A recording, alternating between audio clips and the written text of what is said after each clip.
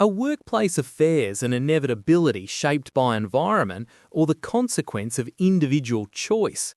Julia, an HR manager struggling to contain escalating turmoil, speaks with Dr. Turner, a psychological counsellor burdened by his own past transgression. As they confront the quiet self-justifications hidden behind the phrase, "it can't be helped," their dialogue slowly uncovers the true meaning of courage, the courage to draw and defend clear boundaries.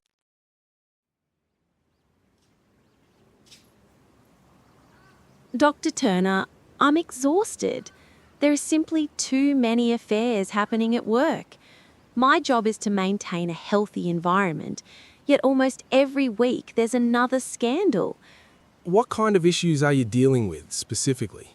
Harassment, anonymous tips, whispered rumours. When an affair turns sour, it poisons the entire office. Just last week, a married department head and his single subordinate were exposed, and his wife showed up at the company. It was chaos. That is serious. But tell me, Julia, why did you come here? This sounds like more than a professional concern. Because I was propositioned to, by my supervisor. He said, office romances are normal. Anyone who objects is old-fashioned.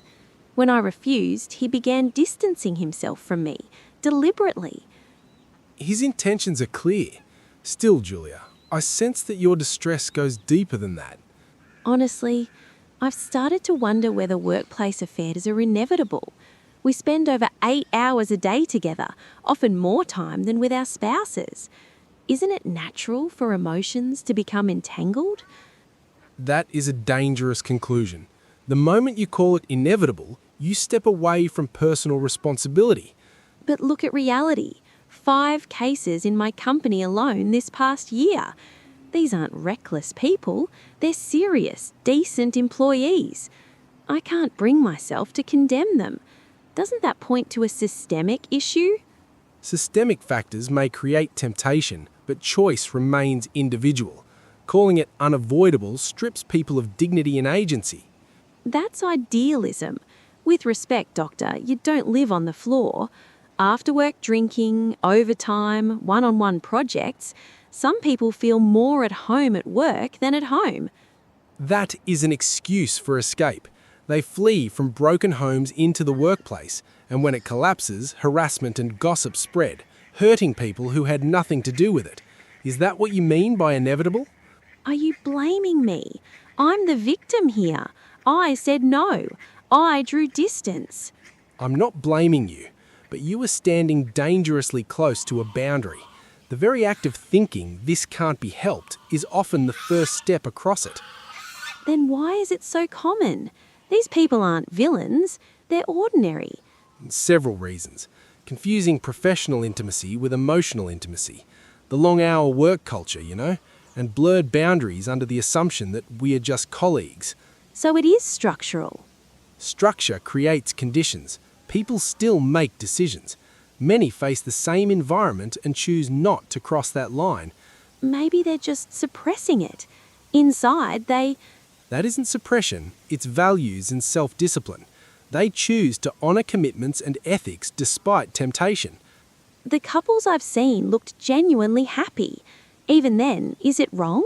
I should tell you something. I was once on the other side. What? 15 years ago, I had an affair with a client.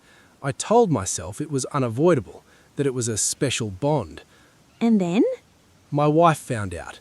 Everything collapsed. I lost professional trust, and worse, I came to despise myself. Even now, my voice shakes when I speak of it. But you're here now. That's precisely why I can say this with certainty. Affairs are not inevitable. They require only one thing to be avoided: pride strong enough to hold a boundary. It took 5 years to repair my marriage. I'm afraid. If I keep refusing him, my career may suffer. But crossing that line scares me even more. Hold on to that fear. It will protect you. His behaviour is his responsibility. If the retaliation continues, you must report it formally, as HR. Refusing a proposition rooted in ulterior motives, that's my right. Exactly. A healthy workplace does not tolerate affairs. It protects people. I'll reject the idea that office affairs are normal. Good. And when someone says it can't be helped, tell them this. It can be helped. It simply requires the courage to help it. Thank you, Doctor. Your honesty, more than anything, reached me. That is my atonement. Sharing failure protects more people than hiding it ever could.